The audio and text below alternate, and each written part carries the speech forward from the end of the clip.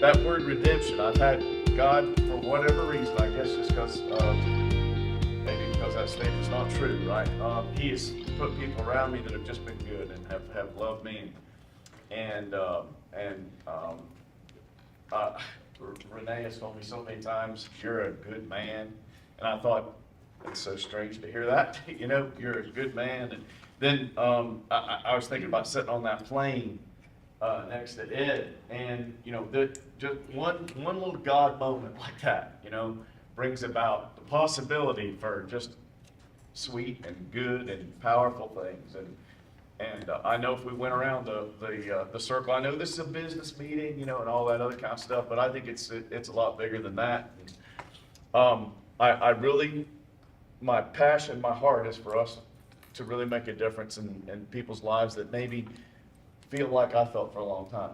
Like there was no redemption, there was no way to climb back out, and that I was worthless and never gonna make it back.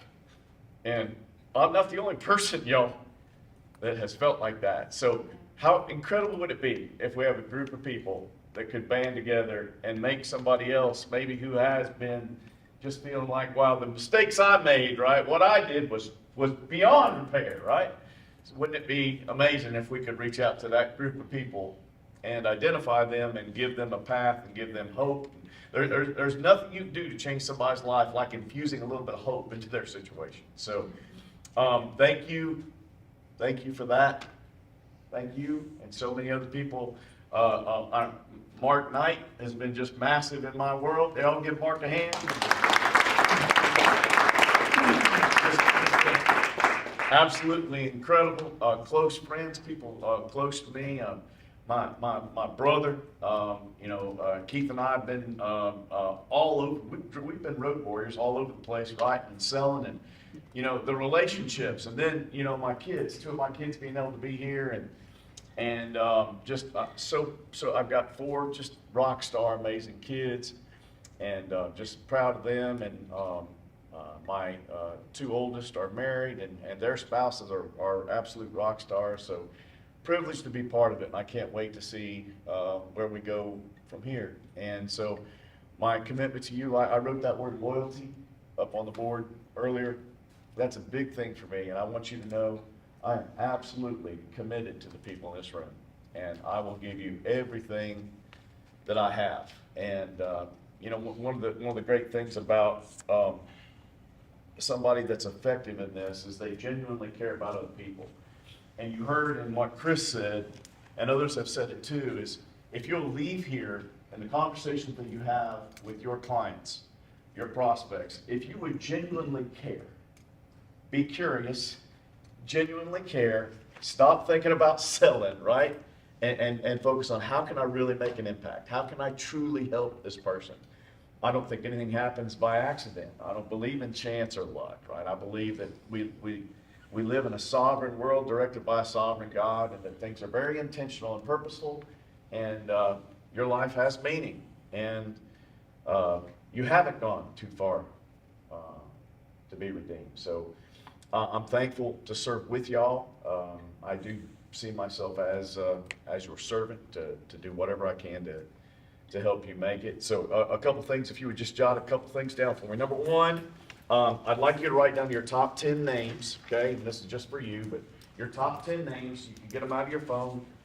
Do that sometime soon, okay, or else it's not going to happen. Number two, I want you to schedule a one-on-one with me. Just sometime you have some time available. We can do it face-to-face if you're close, and we'll do it by Zoom.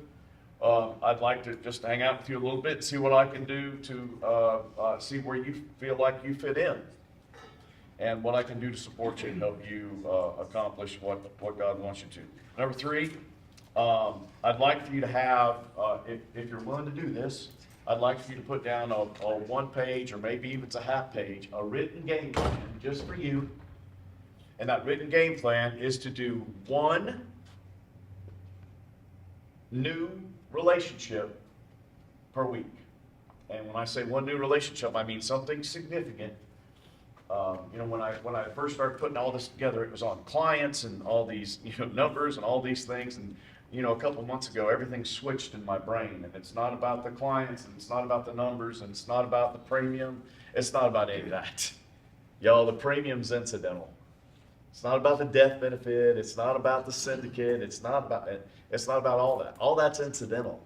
The real purpose is the relationships and making an impact and how God has positioned this group of people together to do just that. So, a one-page plan on how you can do that. I want you to be intentional. I want you to think it through for you, in your context, in your place, in your city, in your friend network, whoever. I want you to write one page or half page, and if you're willing to share it with me, I'd love to read it, about how you can form that one significant relationship each week. I want you to be intentional, form one meaningful relationship that you can pour yourself into. Don't care about selling. Don't focus on that. Pour yourself into them. But when you talk to someone else, be genuinely curious, genuinely concerned, right? Genuinely caring about what that person is. Forget about the selling thing. I'd like for you, if you don't have it, number 4, to get read, Becoming Your Own Banker. I recommend everybody in the room do that. I'd like for you to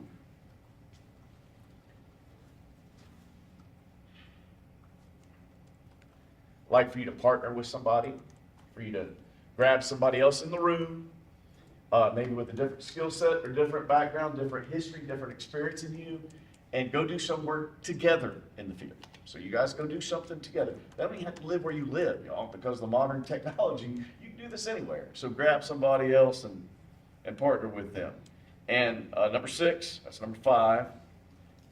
So top 10 names, one-on-one with me, a written game plan, one new relationship a week. Number 4, read BYOB. Number 5, partner with somebody. Number 6, I'd like for you to dream and to care. And, one of the things that I didn't think this job, this career, it's not really even a job, this mission field, I didn't think it would facilitate dreaming in this capacity. But the dreamer inside me has been reignited. And I can tell you it feels so good. And I know I'm naive, and I know that, all these things are going to be said, but man, I believe to my core that God wants us to dream.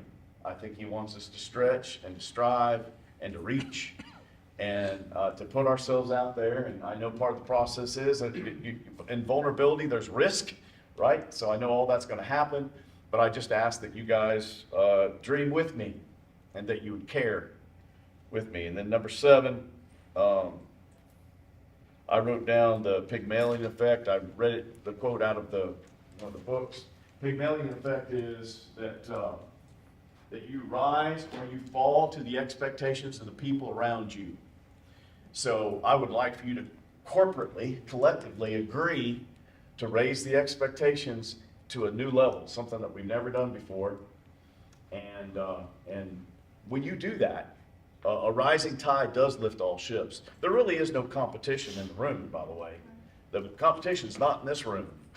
Competition's apathy and maybe your own reluctance or your own fears. Or, those things are our opposition, our competition, so to speak. We don't have competition in the room. And like I said earlier, my commitment is to give you my very best. So thank you so much for coming. Thank you for attending. We wanted to make this an amazing time for you. Thank you for the staff.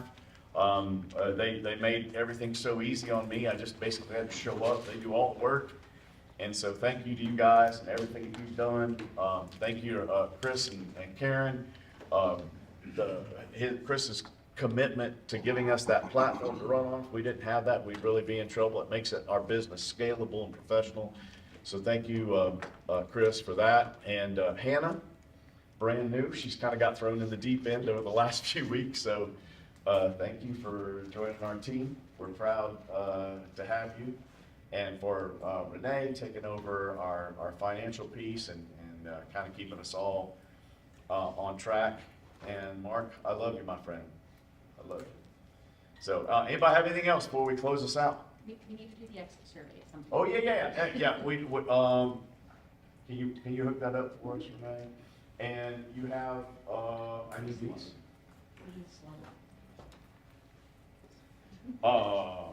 Okay, Mark and Kristen.